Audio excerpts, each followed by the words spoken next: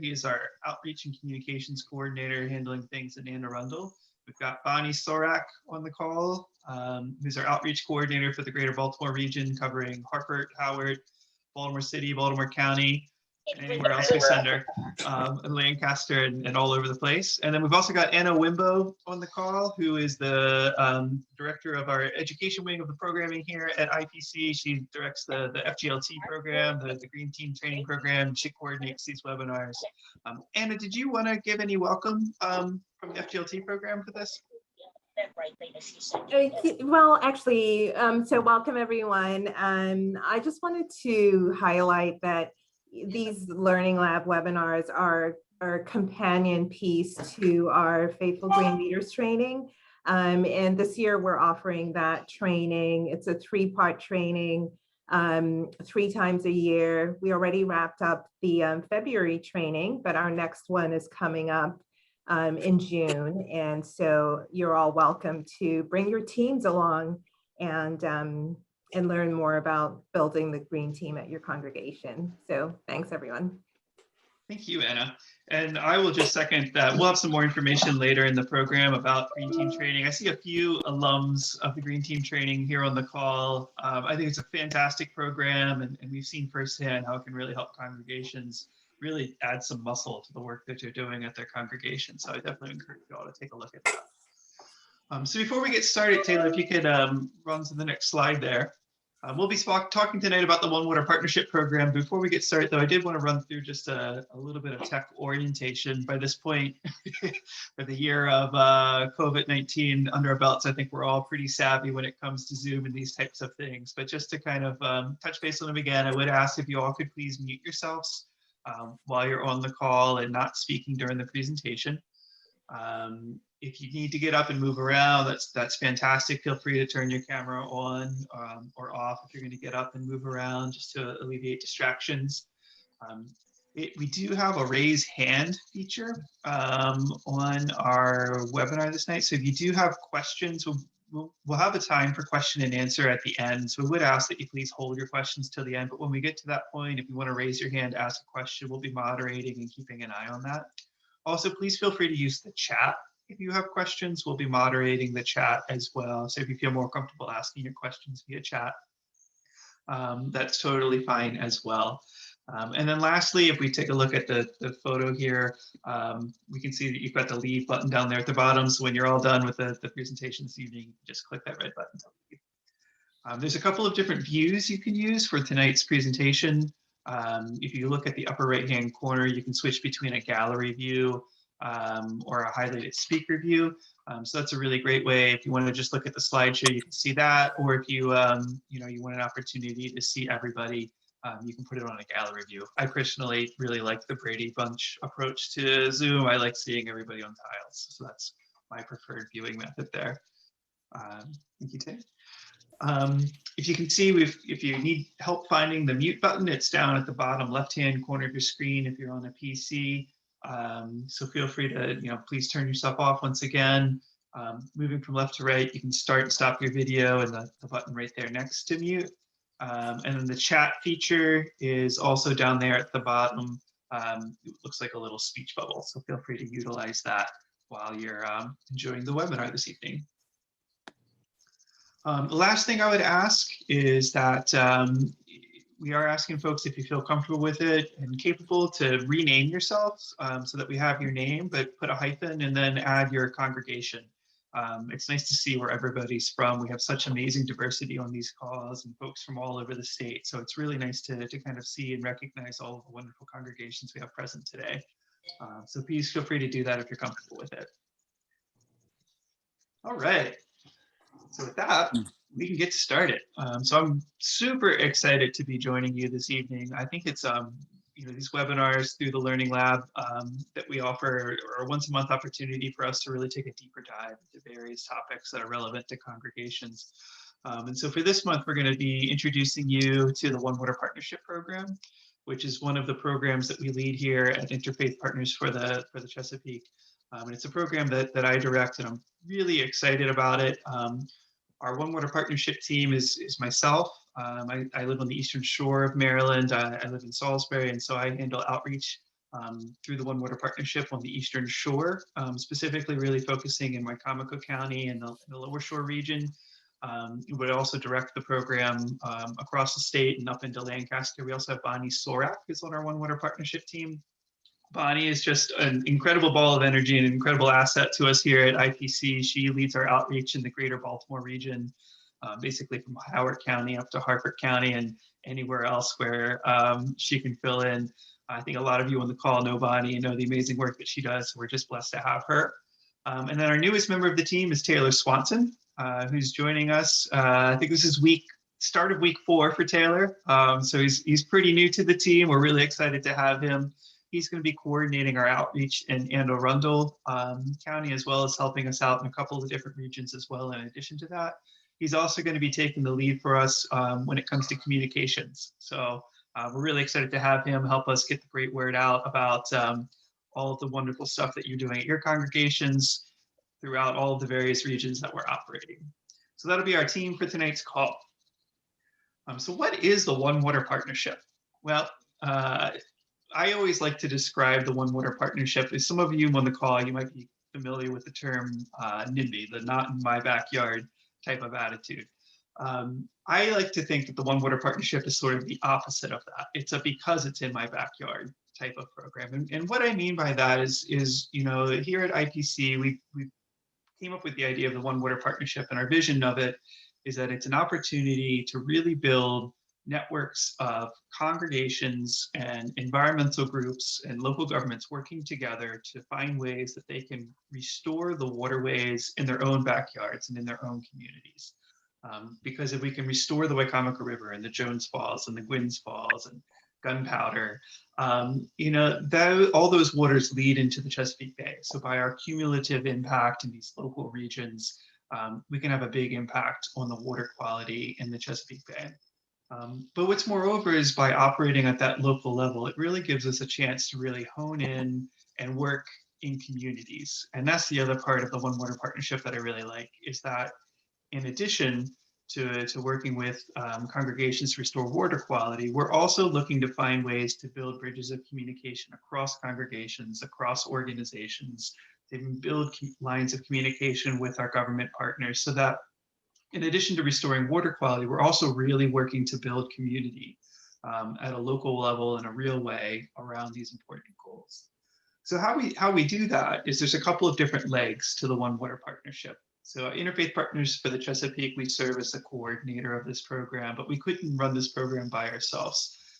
We work with local area nonprofits in each of our regions. We operate at a hyper-local level, and so each of these flags on the map represents what we call one of our One Water Partnership hubs. And so those are sort of the areas where the One Water Partnership is sinking its roots and starting to grow. And we're looking to expand more regions to this, but we're taking small bites of the cookie to start. So right now we're operating in Wicomico County. And in Wicomico County, we're working with the Wicomico Environmental Trust and the Lower Shore Land Trust as our technical partner to assist congregations with restoration projects. We're also working in Anne Arundel County, where we're working with the Anne Arundel Watershed Stewards Academy. We're working in Howard County with Howard County EcoWorks. We're working in Baltimore with a number of different organizations, Blue Water Baltimore, Gunpowder Valley Conservancy, and Maryland Sea Grant. We're working in Harford County with the Alliance for the Chesapeake Bay, and then we're also starting to develop a hub up in Lancaster, Pennsylvania, in partnership with the Alliance for the Chesapeake Bay. So as you can see, we have a pretty broad footprint where we're growing. We're really excited about that. And we're really excited to be working with these fantastic organizations because we're just learning so much from each other. And it allows us to provide much better service to our congregations in support of the work that you all are doing. Taylor, can you go to the next slide? So essentially, you know, the role of IPC in all of this is we see ourselves as a connector and a translator, right? So we sort of sit in between the environmental community, all of those various technical partners that I just spoke about, and you all here on the call. And our goal is to find ways to connect you with the resources and the knowledge that those organizations can bring to bear to help you with some of the projects that we'll discuss later tonight on this call. Thanks, Taylor. So what has that resulted in is, you know, we've got a tremendous track record of success, which we're going to highlight a few of those spotlights this evening. But to date, with the One Water Partnership Program, we've protected 23 acres of land with restoration practices. That's treating the stormwater coming off of those 23 acres. That's resulted in 160 pounds of nitrogen avoided each year from going into the Chesapeake Bay, 38 pounds of phosphorus. We've planted 724 trees, which I'm pretty sure that's an undercount. I think there's a few tree plantings that aren't going towards that number that we need to get in there. We're stopping 30,000 pounds of sediment from reaching the Chesapeake Bay, and for every 1-inch storm, all of our cumulative efforts are stopping 120,000 gallons of stormwater from reaching the Chesapeake Bay, or treating 120,000 gallons of stormwater and filtering that out before it hits the bay.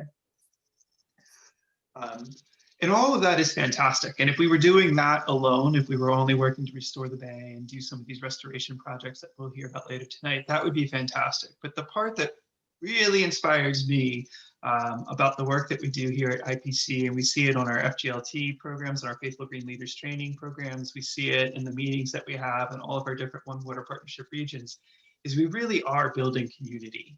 So in addition to healing the bay, we are really working to build relationships across faith lines, across racial lines, across socioeconomic lines, because the power of One Water is that we have one bay, right?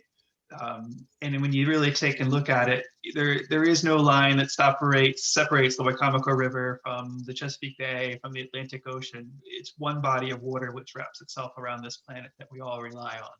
And so by working together to heal and protect our local waterways, we're recognizing that it's as a calling of our faith and living out our faith to protect the resources that we've been blessed with, so that they're here for future generations. And to be able to see these smiling faces coming together and building friendships, I think is just an incredible testament to our work that goes even beyond the restoration work that we're doing.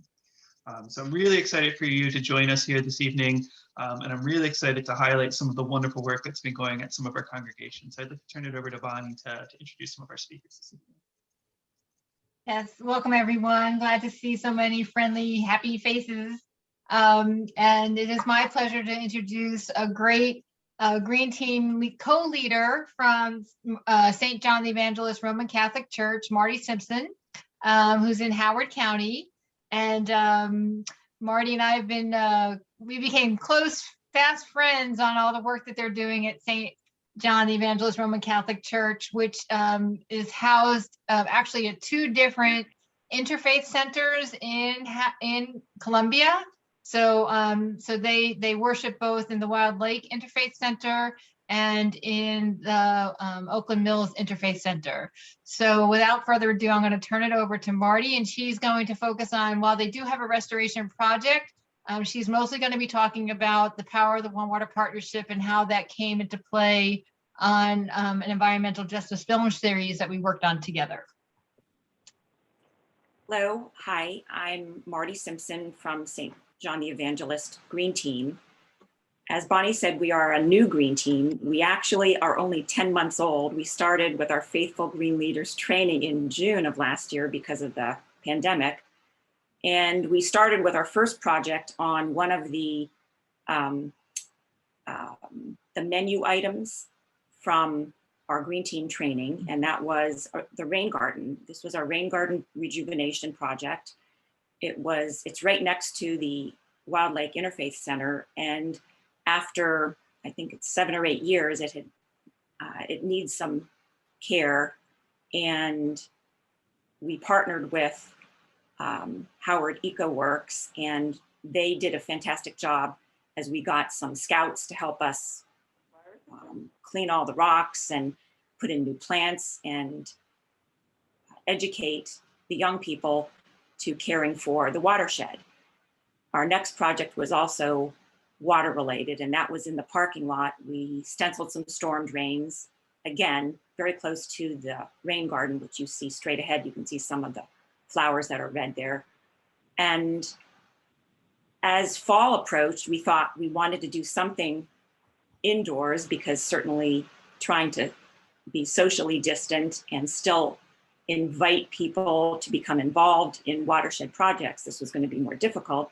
So we went back to the menu from our Green Team training, And we saw two things that we really liked.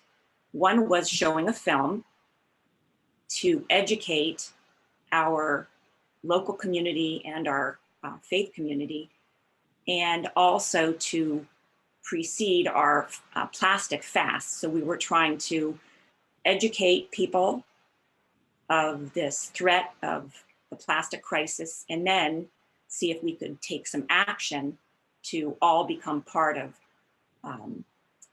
some change. And as I contacted the film distributor, it all seemed so easy. We thought this film was great. It has wonderful photos that are just astonishing in the climate crisis and the plastic crisis. And we thought, well, we can work together to see if we can all make a difference.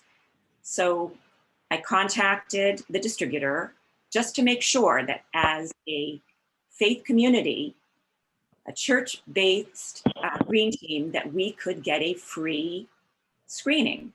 And they assured me, yes, indeed, even if you only have 30 people show up, because it was just our church that was going to be involved. They said, sure, that's not a problem.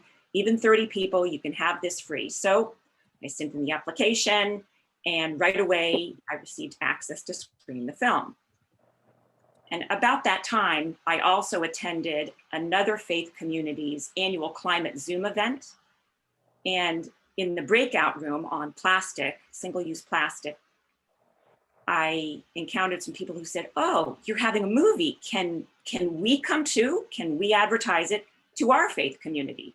So that was the first of many other groups that said, can we join? And we thought, well, sure, we can have more than 30 people from our group, and you're very welcome to come. So we didn't know how big it would grow. And then through Interfaith Partners of the Chesapeake, we got connected with 3 more. We reached out on our own to a few other local Columbia faith communities. And by the end of 2 months, we had a whole group of people who were very interested in seeing this movie that would be a call to action. And we had a flyer that went out the very end of December with the time, the date, and a little synopsis of the film. And we sent it out thinking, hooray, this is really going to happen. And the same week, I got an email from the film distributor that said, we're really sorry, but we accidentally approved your application, so it isn't really free for you. It'll cost you $1,500. Well, we didn't really know where to find that $1,500, so we were ready to ditch it. But Bonnie has a superpower, and some of that is just helping to stay the course. And she said, don't give up, don't give up. Let's see what we can do. And it was either find $1,500 or find another film and then change the flyer with all these other people who already had started to register. Well, Bonnie somehow found 3 congregations who were also very interested in watching this film, and they had some grant money available that they were willing to each contribute a little bit for the good of all of us. So 3 separate congregations pitched in a little bit, and instead of paying $1,500, Bonnie talked down the film distributor to $300. I'd like to help her buy a car for me, but at any rate, they wouldn't apologize, they wouldn't budge, but they had never met Bonnie. So somehow we got the film for everybody for $300. And so using this $300 combined money, we used that money, the web capabilities of another faith community. The pastor of one of the chip in the money faith groups was the moderator. Our pastor offered the prayers at the beginning and the ending of our film discussion. And we had over 200 registered viewers able to watch the movie that we thought we were going to have to just replace with another film, which we weren't particularly thrilled with, but it would not have happened if we had not connected with Interfaith Partners for the Chesapeake. Not only did we have the funding, but we had the movie we wanted. We had many faith communities, as I said, numbering over 200 registered viewers and 82 participants in the panel discussion. This was way bigger than we anticipated. And I would have to say it was due to collaboration, because it was not just our congregation, it was many people who were also interested. And in connecting all these faith communities who all teach care for creation as a fundamental belief, we build this larger group of advocates who watch this story of plastic and were very interested in asking questions and finding out next steps and what they can do to make a collective difference, advocating for a cleaner, healthier world for all people. So thank you so much. And it would not have happened, honestly. I would have to say that we look forward to further collaborative efforts. You can't do it alone and have the same effect. It was an incredible success. Thank you. Thanks, Marty. And I'd just like to say, so not only it was a collaboration of congregations, it started in Howard County, but we had congregations that sponsored this event from Baltimore County, Harford County, and Anne Arundel County. So it's just amazing that the power of that's the power of the One Water Partnership, is to be able to bring congregations from far and wide, recognizing that we're all working on the same watershed in their local communities. So thanks so much, Marty. Our next guest speaker is Bobby Kessenbaum. She's a wonderful green leader at Congregation Kol Shalom, which is in Anne Arundel County. Bobby's one of the first people I ever wrangled into working with IPC way back when I first started here. And she came a little bit unwilling at first, but they have done amazing work at Kol Shalom. And I'm thrilled to have her here tonight to highlight, to give her the spotlight for some projects that they have done at Kol Shalom. So Bobby, take it away. Well, truth be told, Bonnie is not only a wrangler, she's a hovering angel. Certainly could not have done this, and I'll tell you the whole story, but could not have done this without Bonnie and IPC. Kol Shalom began as a house in a hilly, well, it's mostly one downhill neighborhood in Annapolis, and we've had rushing stormwater down the back slope. If you see the picture of the building is on a bit of a flat, but right behind it, it goes straight downhill. You could ski on it if we had enough snow. And because of Bonnie, who found us over 5 years ago, IPC and Alliance for the Chesapeake Bay and Watershed Stewards had obtained large grants to sponsor something called Riverwise Congregations. And we were the beneficiary. And yes, Bonnie did drag me in a little, and I was scared. And it turned out, because we had just, we're in the process of finishing a small extension of the building. There were still grading permits open. We had to work with the county, but unfortunately, we also had to work with the architect of the build of this extension, who wasn't forbidding it, but he sabotaged it, and we never got the grading permit stuff worked out. And so we lost the grant. It did, however, send me to the Watershed Stewards Academy to become a master watershed steward, to be the congregation representative. So there was a period of dismay and disappointment, but lo and behold, Bonnie had not forgotten about us and wrangled with watershed stewards to obtain the funds for what you're looking at here. We finished it this fall. And if you look at the picture, the diagram of the building, the multicolored wavy section is the hill that you would be looking at. That was the primary place where this project was done.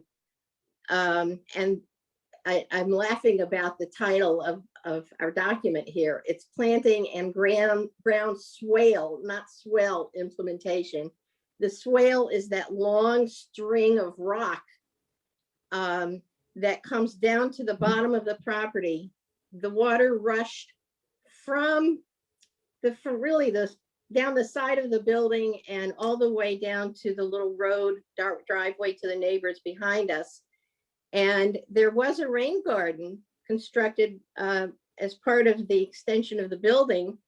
However, no water went into it. It just sat there. We replanted water-loving plants for rain gardens twice. The county came to tell us that we had to replant because everything had died, and that was part of our permits. So with this grant, you can see the rock swale was brought all the way down. And what the ugly little road that you see is the fire lane that the fire department required to be brought up to the bottom of the worst part of the slope in case they ever needed to come put out a fire. What you see in the top left picture is greener than it normally was. I don't know when this picture was taken, but before anything was done, you can see behind the brown stick or barrier at the end of the fire road where there's a groove, and that's where the water would rush down. And then the last picture, although it only shows the right half, and the steps are there for the firemen as well. So it bisected that whole slope across the back of the building. In that two sections and along the edge of the rock swale, we planted over 80 shrubs and probably 100 little grasses and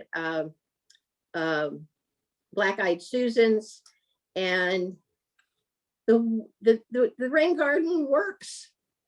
The water goes into the rain garden and it doesn't rush into our downhill neighbors' property anymore. They like us a lot more. And we have more formally engaged our neighbors with a pending grant that, with IPC's wrangling and support with watershed stewards who gave us a lot of technical help and hired the designer. When she did the design for what we did accomplish, she also did a plan for the left side of the slope, which runs along the road and is a washout ravine. It's even worse than what we've solved on the other side of the property. And that grant is pending. And again, IPC Bonnie wrote a letter for us, has made sure that watershed stewards didn't abandon us with the technical work. And we're hoping that will come through. We have not had a response yet, but that was a grant from a combination of the Anne Arundel Watershed and Restoration Project and the CBT. And so we've applied for around $40,000 to take care of the washout on the other side. So it's been a long slog. I'm glad, I guess relieved to hear that we're not the only ones who've had disappointments and scares and drama. We've had drama, but we've accomplished a huge solution to that rain garden problem, and we really slowed the water coming down that hill. There are pictures showing where there's hardly any grass. It's mostly bare dirt because after big storms, it just washed the grass away on that slope. So we're forever grateful and know that you guys are there for us, and that's a great feeling. So thank you so much. Thank you, Bobby. Thanks for sticking with it and keeping your good spirits as we try to progress ahead. So thank you so much. Our next Thank you. speaker is John Paul. John is at Churchville Presbyterian Church in Churchville in Harford County. And John, we've been working with Churchville Presbyterian for several years now, and I will turn it over to John so he can tell you about their process and what they've been going through. Take it away, John. Thank you, Bonnie. What I intend to do is to try to highlight a few points in terms of the grant application so that take a little of the mystery out of it and maybe encourage people to move forward when they might be a little bit hesitant otherwise. So first of all, we're a small congregation. We're basically at the interface between the suburbs in Bel Air and the farming country in northern Harford County. And the church, the sanctuary is 200 years old this year. You can see it there in the bottom left-hand corner of the big photograph. And we have a green team, which is composed basically of two people, Fawn Palmer and myself. And even though there's just two of us, Fawn supplies the enthusiasm, and I supply more of the just slogging ahead part of the project. And she had developed an interest early on in rain gardens because she's a botanist. And so she was really interested in doing something like this. And so we talked about this, but the congregation is, like many Presbyterian congregations, pretty fiscally conservative. And so they were very wary of anything that was going to cost any money. So that was an issue that we had to deal with. The first thing I'll say is that you need to get your faith leader on board early on in order to make anything happen. And fortunately, our pastor is very supportive of environmental things in general. So Fawn had kind of designed a rain garden and thought she had a place where it could go. And we were thinking small. We were thinking something that we could have as a do-it-yourself project, because we have some people in the congregation with heavy equipment, and we thought we could dig a trench, and Fawn understood what needed to be planted. But in the process, we became aware that Bonnie had made a contact with an engineer who is a member of another Presbyterian church in Bel Air, who expressed some interest in helping other congregations try to do some environmental projects. So he came out. This was after we had a water audit of the property by the county and the Bay Alliance and Interfaith Partners, and so we saw kind of what the issue was, and we wanted to try to deal with the runoff from the building. Now you can see there's a big parking lot there. The reason why that really wasn't a focus for our attention was that fortunately it had been designed to drain back to a drain field, which is in the upper left-hand corner of this photograph, as part of our whole septic system. So we were just dealing with the impervious surface of the roofs and right around the sanctuary. So when the engineer came out and I walked around the site with him and told him what we were contemplating, and I told him some of the problems we were having with water infiltration into the basement of the church, he really suggested that we were thinking too small and that we needed to try to capture the water from all the roofs and the walkways and things, and that this probably was going to have to be done using 2 separate rain gardens. So the lesson here is that your project may turn out to be bigger than you think it is initially. So moving on, as I mentioned, we had to do a little selling of the project.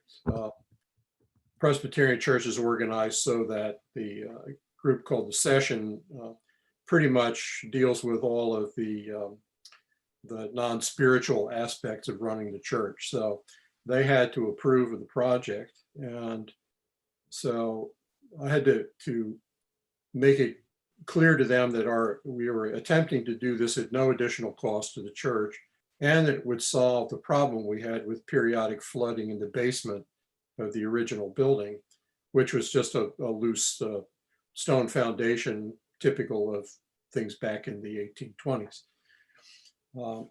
So that was, they were on board with that. And so we moved forward. Now I will say that the process of applying for the grant is somewhat bureaucratic. So if you happen to have somebody in your congregation who speaks bureaucratese and is accustomed to dealing with things on that level, that's probably helpful to get that person involved. I happen to work for the federal government, so I was accustomed to this kind of thing.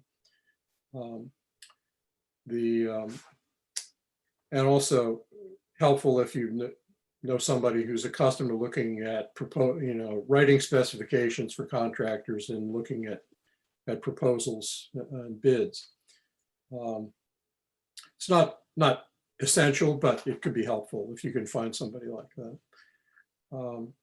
One thing that is essential is to go and look, in this case, it was the Chesapeake Bay Trust, look at their request for proposals very carefully. There's a lot of stuff in there, and make sure you don't miss any of the requirements. Once again, familiarity with bureaucratic language is probably helpful. And once you do that and you organize your project and draft a proposal, then I think it's absolutely essential for it to be run by Bonnie and Abby Hunsinger of the Chesapeake Bay Alliance and numerous other people who have been involved with these things in the past, because they know what the trust's areas of interest are and how you should word the proposal to make sure that you address their interests. And I think that makes the chances of success to be much higher. Frankly, I have my doubts that we would have successfully gotten the grant if it hadn't been for their help. The program, the interface on the web can be somewhat tricky. So you should assume some problems, the elderly like myself, when I was working, we didn't use Google Docs and that sort of thing. So, you have to find your way through the sort of thing that the average second grader knows how to do now, but, you may not. So once again, consult the partners. And don't wait until the last minute. The deadline is hard. So you have to make that, and, you need to be prepared for glitches in submission, which we had a few little ones, but still managed to get it in time. But you don't want silly things like that to derail your project.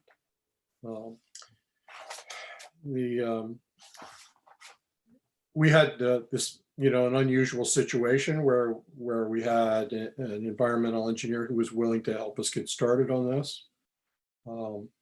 We also had a situation where we sought bids from 4 different contractors. We only got 1 response. Now this is not a big project, and big companies are not interested in messing around with little projects like this. So, you have to have to find, you might have to dig a little bit to find somebody who's interested in doing a small scale project if that's what you've got.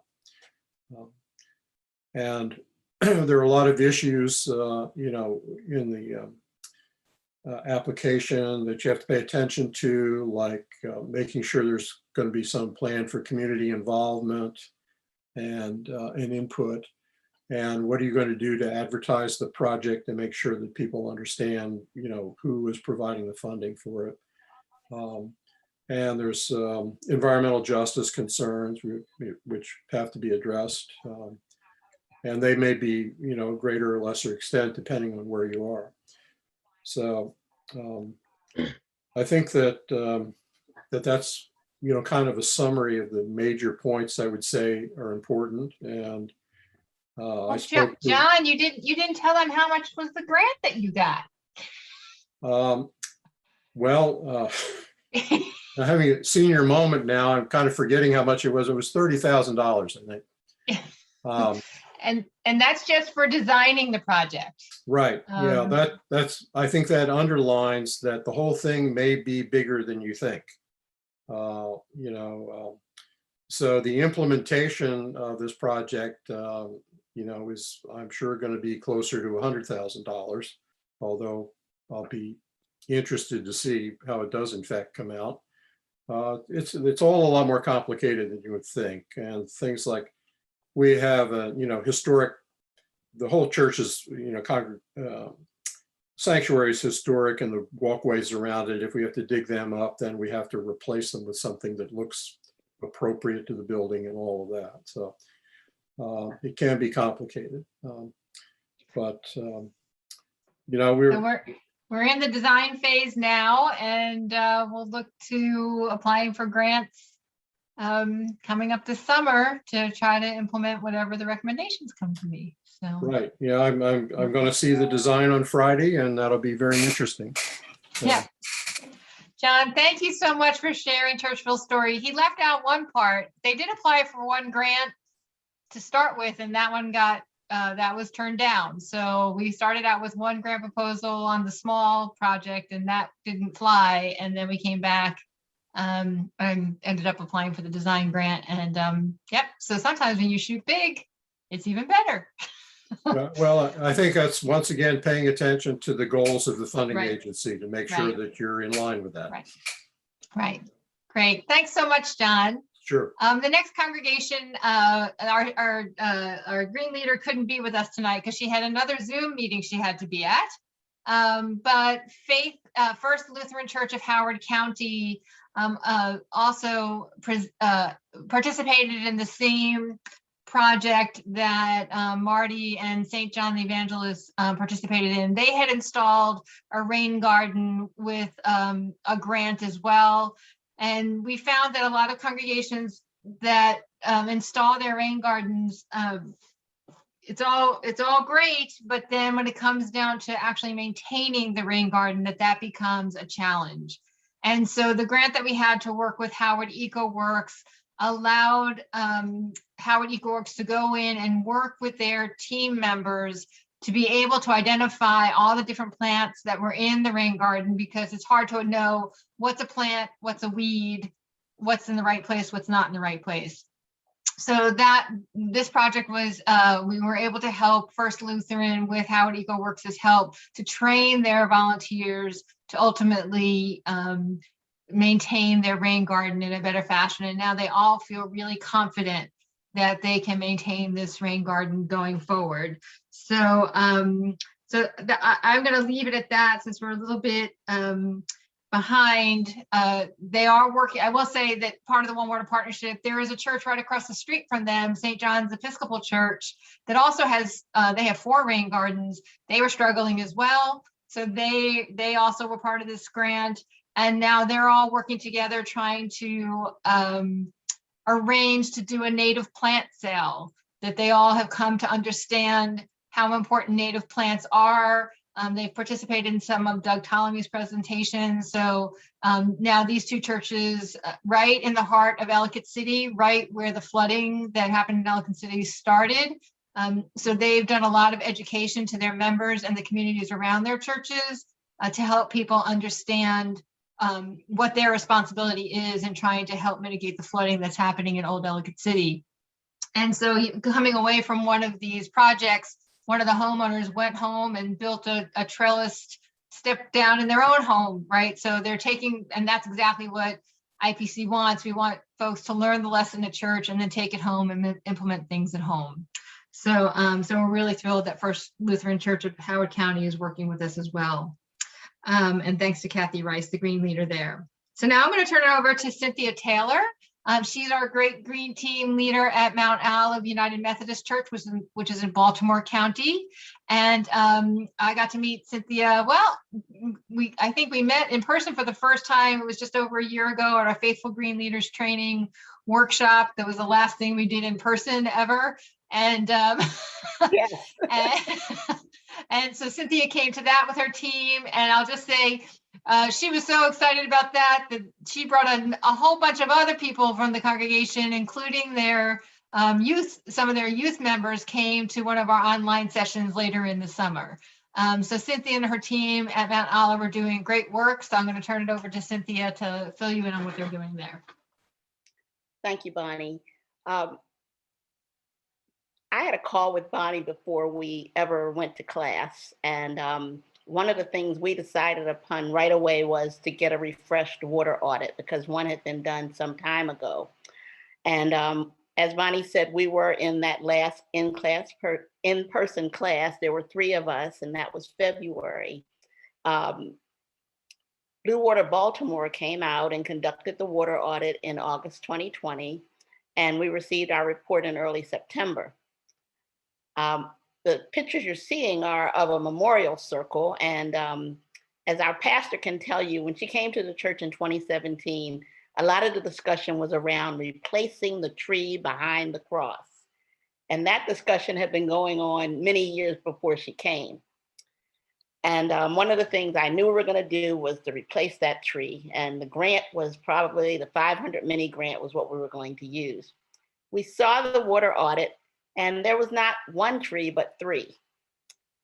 And we were trying to do this. Paul, what he said really resonated with me. We also are a small church.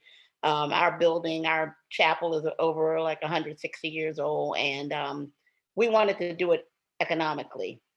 We had a lot of support from our pastor. Really appreciated that. But we didn't know what it would cost to plant 1 tree, let alone 3.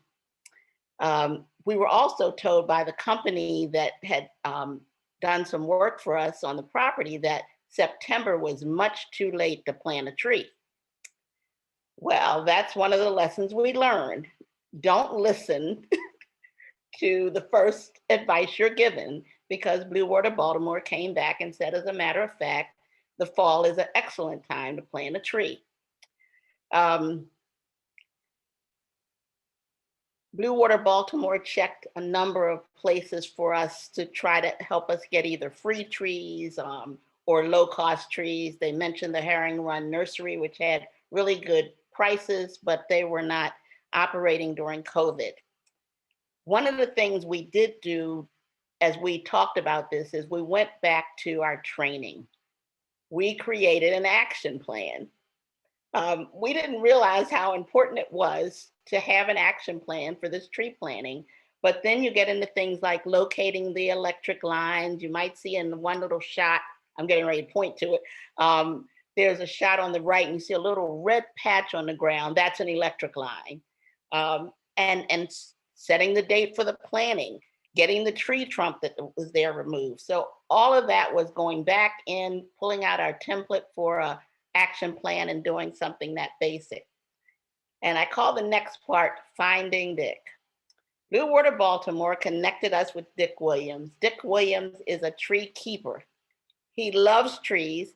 He wanted us to plant trees all over the property, including in our cemetery. And I had to tell him that the cemetery was not actually a part of the Green Team's area. We had a big split in our team over native trees versus non-native trees. And I actually went back to Blue Water Baltimore, and I finally said, we want to do maybe not the tree that maybe you think looks the best, but the tree that works the best for the environment, that provides the habitat and the food for insects, etc. And so we decided on our trees, and Dick took great efforts to locate the trees we wanted. We eventually settled on an eastern red cedar, which was planted. It's in the picture on the right. The little tree you see on the right is our red cedar. The Delaware Maryland Lutheran Synod Creation Care Ministry was the funder for the trees. Our 3 trees were free. We were worried about how we would get the trees in the ground. And Dick showed us that you take a shovel and you dig a hole. And we learned how to dig holes and how deep to dig the hole, how to loosen up the root. We had some young people. The young people in the picture on the left, that's Dick in the picture. And the young people are from a homeschool group that we have been working with during COVID, and they helped plant the trees.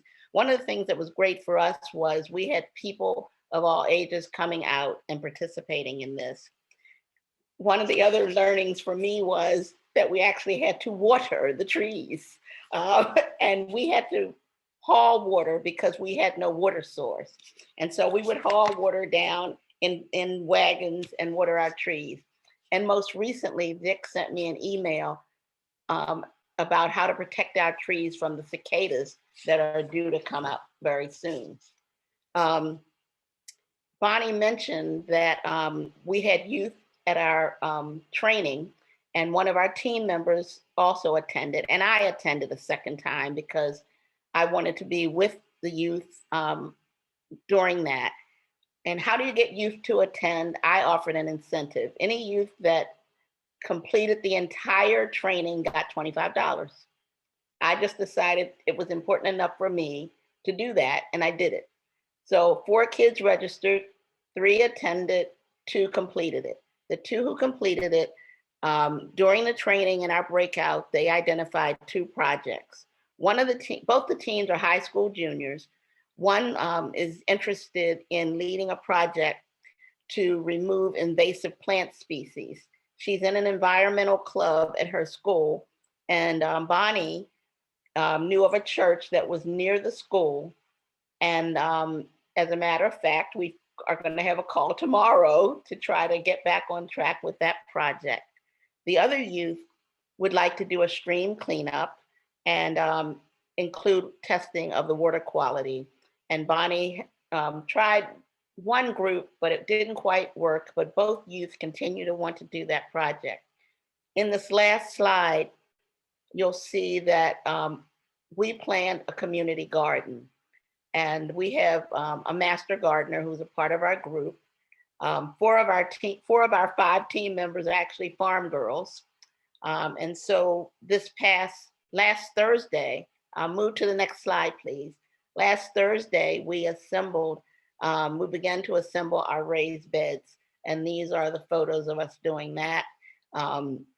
As you can see, there are these cement blocks that we used, and it was very easy because you just slip the wood into the blocks, and then you had a rebar that you put into the middle of the block. There's a hole in the block to stabilize it and drive it into the ground.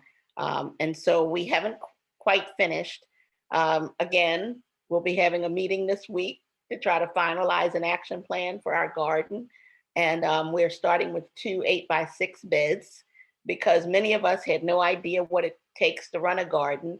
And we decided to start small, and hopefully next year we will have beds all over the place and many community members involved. We're hoping that this project will give us an opportunity to learn. I do want to add that Bonnie, when we told her that we wanted to build the beds, she got one of the IPC board members and volunteers to come out. He walked the property with the two ladies you see on the right. He identified the best location for our garden based on the sun. And originally we were going to have to, he was going to come back and actually build these beds, but we found an easier way to do it. And so hopefully we have an Eagle Scout candidate who is going to be installing water barrels, rain barrels on a shed that's located very near the garden beds. Again, Bonnie mentioned, asked, I think Bonnie, it was during one of our calls, you asked if the shed had downspouts, and we said, oh yeah. And so we have an Eagle Scout who's coming out to install the rain barrels to provide water for the site as his Eagle Scout project. And we've also connected with this troop. And as we move forward with implementing our projects, the troop has said they're interested in working with us. I just want to say one last thing. Paul's presentation was very helpful, because when Bonnie was talking about the timeline for our projects, I was like, wow, why does it take that long? And I had no idea that there was this design phase. So Paul, that was very informative to me, because we will have to do the same. So it's always great when you can come to something like this and not only be a presenter, but also learn things that will help you as you move forward. And thank you, Bonnie, for your help. Thanks to Blue Water Baltimore, who hung in there with us until they could find us free trees. Thank you, Cynthia. Thank you, thank you, thank you. All right, I think next up is Taylor. Yeah, actually, I'll tell you what, since we're getting tight on time, I want to be respectful of everybody's time. We're getting close to 8 o'clock. Why don't we open the floor to questions real quick? We do have some really exciting, Taylor, if you want to back up real quick, I could do a Reader's Digest version of some of our upcoming events. So, if you all are interested in joining the One Water Partnership, or if you don't live in a One Water Partnership region, one of the best ways to let us know you're interested and to kind of get on our radar is to sign our Congregational Partnership Pledge, which you can find on our website. So feel free, and I would encourage you to go check that out. If you go to the About section on our website, you can learn all about the Partnership Pledge and see the congregations that have already signed.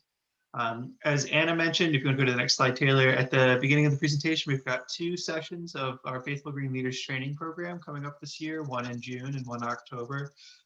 So I think that's a really great resource that we've mentioned a few times this evening that I would encourage you all to attend if you haven't already. And last but certainly not least is IPC will be hosting an Earth Day celebration online this year. We're really excited about it. We're going to be showing a screening of a film called Earth, Water, Woman. Taylor, if you can go to the next slide, that'd be great.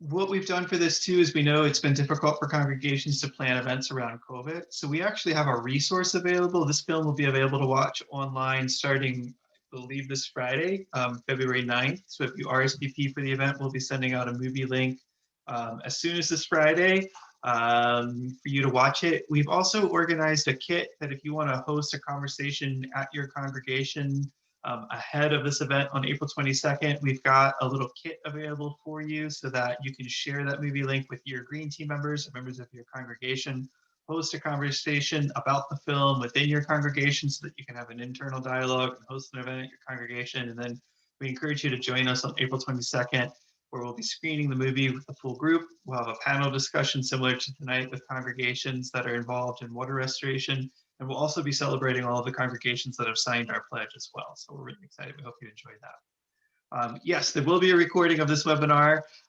It'll be available on our website probably by the end of the week. So feel free to hop onto our website. If you go to our Faithful Green Leaders Training Program site, there's a section there for Learning Labs. You can access recordings of this webinar. So with that, I would love to, I know we're at 8 o'clock. If everybody doesn't mind sticking around for a little bit, if there are questions, I'd love to open the floor to questions for a couple of minutes, because I think that that's a really valuable resource. And I thank you all for joining us. Thank you especially to all of our speakers for joining us tonight. It's fantastic to have you all here and to hear all the wonderful work that's going on. So actually, you can either put your question in the chat, or if you want to unmute your microphone. I think if we stop sharing the slides, Taylor, we could see everybody, and yeah. There we go. Thank you. There's everybody. Hi. So, yep. I see Brenda has her hand up. Brenda, would you like to ask a question? Brenda Hubbard. Oh, wait a minute. That was my cursor. My cursor looks like a hand. It was sitting on your screen. No, I don't have any questions. I'm sorry, Brenda. No problem. Great. All right. No questions? All And right. We'll stick around for a few minutes if you want to stay on. If not, enjoy spring and all the blooming out there. Let's plant some native plants. Absolutely. Thank you all so much for joining us. Thank you. Thank you. I have a question for Paul. Paul, can I ask you a question?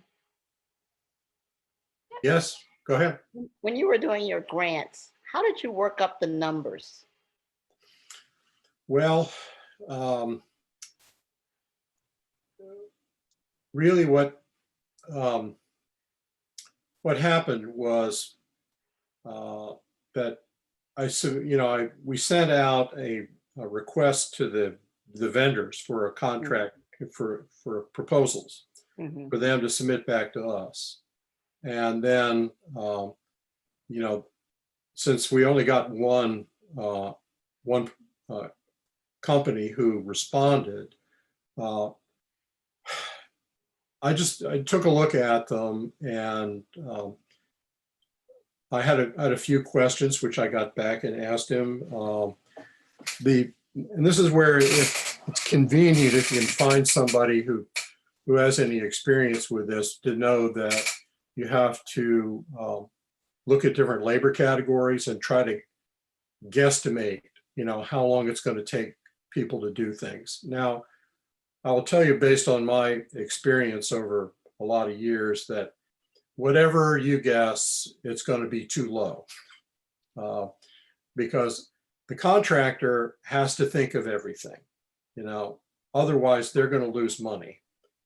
So they can put in a lot of time figuring out exactly how many hours it takes to do things. And, you're not going to have the time or the experience to do all that. So basically, does it look reasonable for the scale of the work involved? And, when you figure that if you have a carpenter come to your house, or a plumber, God forbid, you're going to be paying them $50 an hour or more. Well, engineers get a lot more than that.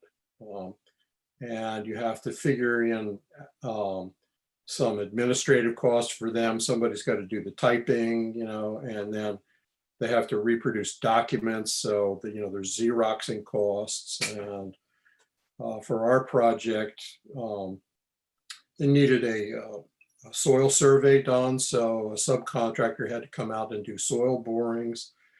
How much they charge for that? Well, I guess you could call up a company and ask them what would it cost, to have half a dozen soil borings analyzed for soil type. Maybe they would tell you, So there's a considerable degree of guesswork involved, but in the end, it's sort of common sense too. Hopefully you would get more than one bid, and so you can evaluate them one against the other. So, if somebody really isn't too anxious to do the work, but if you're willing to pay them enough, they'll put in a ridiculously high bid just to see if they get the job, but the people that we talked to, most of them just didn't want to be bothered. It was too small of a job. So it's kind of difficult, you know, in a way to figure that out. Yeah, well, thank you.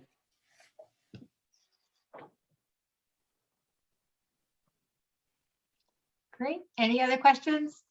Susan? As I see the people that have stuck it out are the ones that are looking at doing some grant applications. So.